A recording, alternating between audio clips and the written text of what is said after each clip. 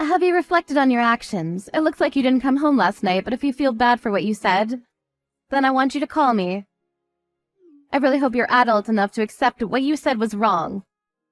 I'll forgive you if you swear to never say anything like that ever again. It did really humiliate me. I did come home last night. It was early in the morning, so I was considerate enough to not wake you up. I slept on the couch for an hour or two. What? You got inside? How? I thought I locked the door with the chain lock. Sorry I ruined your plans to spite me. I got in through the back door, how else? I forgot about that. But why would you come back and leave for work again without saying anything? Do you really not feel bad for saying what you did? You should be reflecting on your actions, not finding ways to avoid apologizing to me. I should be reflecting on my actions? Well, you're right. In some ways, it was wrong of me to be so critical of the dinners you make for me. I shouldn't complain, since it's better than not getting anything at all, and I do feel bad. But you have to meet me halfway here. You can't honestly think that I'm completely in the wrong, Natalie. Why should I? You're in the wrong. I've asked you so many times to stop doing that with the food, but you still do it. I had enough, so I complained, so sue me. You just want to complain about my cooking skills. Your cooking skills were fine until recently. I had nothing to complain about up until now. But one day, all of a sudden, you started putting blue cheese in everything. Every single dinner for the past few weeks has contained it in solid or dressing form. You can't seriously believe that I wouldn't complain about that, would you? It's not normal. Do you really think everything tastes good with blue cheese in it? If you don't like it, then don't eat it. Blue cheese is good for your health. It has high calcium content. That means that it's good for your bones. Don't complain when I'm only thinking about making a balanced diet for you. And you're just over-exaggerating. Of course I wouldn't put blue cheese and stuff if I didn't think it would taste good. The stew I made the other night tasted fine. That's a poor excuse. You were eating around the crumbs. You clearly didn't want to eat it either. If it's so healthy, then you should be able to eat it with stew. And FYI, it's not balanced if it's in every meal. But because I made one complaint, you had to blow up, kick me out, and lock the door on me. Don't you think you overreacted yourself? I couldn't stand looking at your face anymore. What do you expect? I was hurt because you insulted me. Sometimes I need to have time to myself too, you know. And after being so critical, you should have been a bit more understanding of that. So what? You didn't have to lock me out. If I didn't have my wallet, I wouldn't have been able to find a place to sleep. I would have happily spent the night on the couch if you had just told me you needed space. And I was only being honest about dinner because I've asked you to stop too many times. And I'm telling you, your brutal honesty is why I was so hurt. You're always complaining about my cooking. Go on and on about how this is wrong and that's no good, blah, blah, blah, blah, blah. If you hate eating the food I prepare for you that much, then why don't you leave and never come back? I don't have any complaints about your cooking. I love the food you make. Or the food you were making until you became so fond of blue cheese. I've told you over and over that I've had enough of it, but you still keep adding it to our dinners in some way. Do you remember when you put blue cheese on the curry you made a while ago? I told you I didn't like blue cheese. I don't think a lot of people do, so I thought you would understand. But you just keep putting it on our food. Then I guess that means that we don't have the same taste in food. Fine. You don't have to eat anything I make anymore. I won't force you to like what I like. Make your own dinner. Why do you have to be like that? Is it so hard to not add blue cheese to the meals you make? It's not like you really like it either. What did I do to deserve this? Did I piss you off? I don't understand why you keep on doing it. So I can only assume that you're doing it on purpose, and I thought you were being cute at first, but it's happened so much it's not funny anymore. Is that so? Because I kicked you out of the house? That's part of it, but I have other reasons too. Well, I might have overdone it if I put the chain lock on the door, but to be honest, I was so annoyed that I forgot I even locked it and went to bed. It's your fault that I couldn't even enjoy my evening bath. I only just realized that I hadn't unlocked it when you said you slept on the couch. But you're an adult. It's not like you'd die if you spent one night on the streets, right? And you had your wallet, so you were able to spend the night somewhere. Isn't that good enough? If you complain about my cooking one more time, you'll have an even bigger problem to think about. Do you understand? I think you're the one that has a bigger problem to think about right now. You left your phone in the living room last night. Really? So what if I did? Yeah, you did. And I saw all of the notifications you had from some guy. I think his name was Thomas Reed. What's that all about? What? Did you look at my phone? I can't believe you. You invaded my privacy. Your phone kept on going off. What was I supposed to do? And it's not my fault you made messages visible on your push notifications. Why was he saying that it was a shame that he didn't get to see you yesterday? Who is this guy? You seen him? Are you cheating on me? Why does it matter who he is? It's none of your business. Don't give me that crap. It affects me, and you're my wife, so of course it's my business. Tell me the truth. You're serving me blue cheese for every meal. You locked me out of my own house. And you're cheating on me? But I'm the bad guy for asking you not to put blue cheese on my food? I suspected that you were having an affair, but I thought I was being paranoid and decided not to do anything. I wanted to trust you, but now I know about him. I can only think that you were giving me blue cheese because you wanted to annoy me. Did you think that I would divorce you and that you'd be able to live happily ever after with your lover? Shut up. He's an important person to me. Don't talk about him like that. What? Are you being serious? When we got married, I thought that I was that important person. But I guess wedding vows mean nothing to you. Yeah, he's important to me. In comparison, you mean nothing. Since when have you been dating? How long have you been cheating on me? Since way before. He's my childhood friend. He knows me more than you do, and he's a lot more fun to spend time with. All you do is complain about my food, and I can't be with you anymore. He understands me, and I understand him. We were meant to be together, but you got in the way of that. Oh, really? It sounds like you've been cheating on me for a long time. It's already been 3 years since we got married, and in the beginning you were making dinners like a normal human being. So I suppose this really is the reason why you won't stop giving me blue cheese. Are you trying to say that I'm not a normal human being anymore? How rude can you get? You used to be really good at cooking. I was really grateful that I would come home from work with you and a great meal waiting for me. Before I knew it, you were adding such weird stuff to our food, and I had no idea why. I wondered if you were experimenting, but now I know that it was just because you were purposefully trying to pick a fight. No, that wasn't my intention, but if it bothers you that much, you're free to leave. I'm not going to stop you. I don't plan on changing the way I cook either. I'm going to make what I like. If you want to live together, you'll just have to bear it. You're my husband. That's what you're supposed to do. If you can't do that, then there's no point being together. See? You're obviously trying to get rid of me. I've never heard of a husband that has to endure the torture of eating blue cheese at every meal to be with his wife.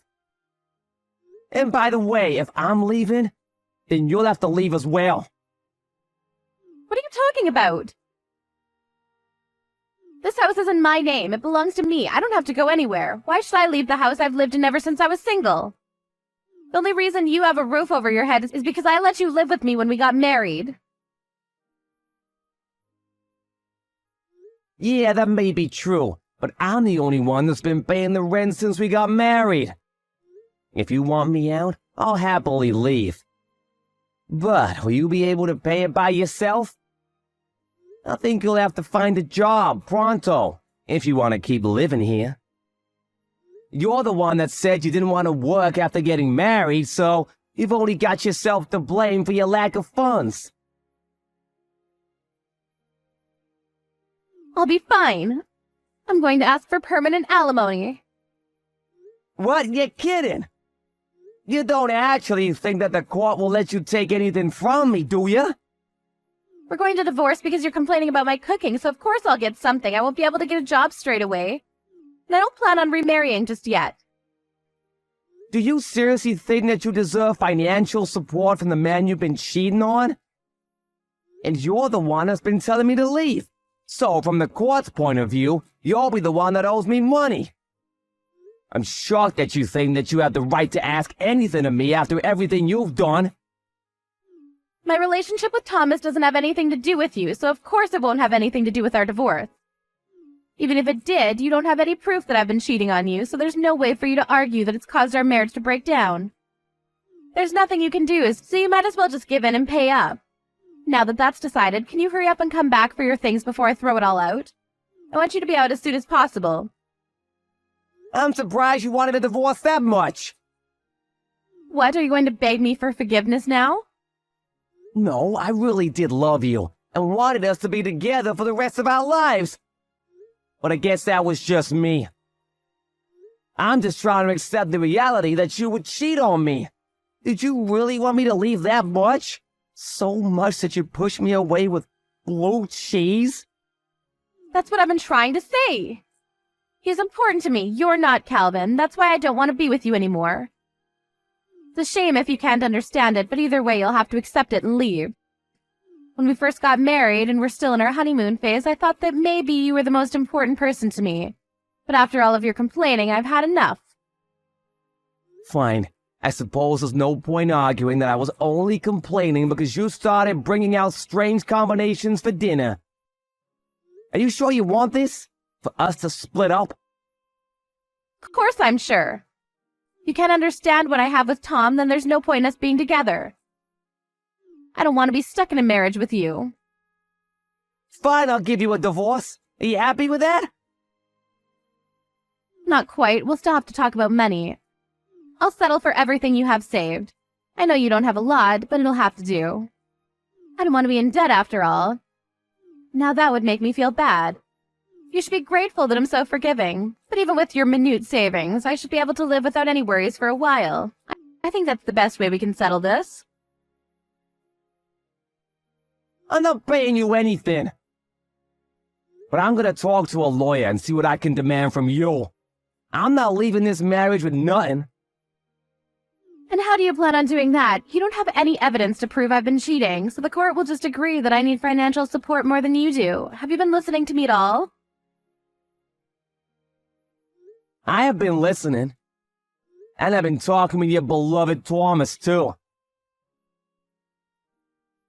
What? How did you contact him? I asked your parents if they remembered anybody called Thomas Reed from your childhood. And luckily enough, they did. They gave me his phone number. You spoke to my parents. Why would you do that? It looks like you weren't lying when you said he was a childhood friend who lived in the neighborhood. Apparently he still lives close by. And when I told your mother that you were still in contact, she was really surprised. She was under the impression that you had already stopped talking to him way before we had gotten married. She seems curious as to why I wanted Thomas's phone number, but I think she guessed without me telling her anything. What did you say to her? How do you know that she guessed that I'm going out with Tom? Did she say anything back to you? I didn't mention you at all. I only asked for his number, but I think that was enough. Well, I'll have to tell your parents anyway when I let them know that we're getting a divorce. It doesn't matter whether she already knows or not. Don't do that. You can't do that to me. They can't know. Why not? It's the truth. What do you mean, why not? They're my parents. They don't have to know about Tom. If you tell them, you'll just be hurting them. You're the one that's hurting them. You're the one with the affair. What's the real reason why you don't want to tell them? They're gonna want to know why we're getting divorced. And you're planning on lying to them as well? Yeah, I'll tell them, but not like this. Give me some time, I'll tell them. You just don't want to tell them because Thomas lives next door to your parents, with his wife and elderly parents. My mom told you all that? I'm amazed that you could do such a thing. You're having an affair with a man that has a family. And you don't even feel ashamed of it? Instead, you're trying to divert all blame from yourself and onto me. But you don't have any evidence. Why should I feel bad when there's no way for you to tell them? They'll just pass it off as you being spiteful. Thomas was panicking a lot when I told him who I was. He sensed why I was calling him and promised that he would give me anything I wanted as long as I didn't tell his wife. He offered to give me photos, even screenshots of your messages without me asking him. You're lying. You're just saying that so that he'll give up. Tom would never betray me like that. I don't believe you. It looks like you were the only one that thought your affair meant something. The most important thing to Thomas was that his wife didn't find out he was cheating. Apparently, she's pregnant and having a tough time dealing with it. So he doesn't want to stress her out right now. He seemed really desperate that she doesn't find out. But he told me that he loves me more than he loves his wife. He's supposed to not care about his wife at all. He's just saying all of that because he's working in the company his wife's parents own. I know that he loves me. He just can't say anything because he might lose his job. He'll protect me when he has to. Are you sure about that? It didn't take him long to decide what his priorities were. He sold you out the second he found out what I wanted with him. Thanks to that, I have photographs showing the both of you together, and I'll be able to use them to file for a full divorce. He coughed up evidence without a problem, so I plan to keep my promise of not telling his wife. But I don't know what will happen if I tell your mother. She might go next door and tell Thomas's wife and parents what's happening between the two of you. You can't let that happen. Nothing good will come of that. You'll destroy a family. Please don't do that. Tom will hate me if that happens. He won't ever want to be with me ever again. I'll lose him.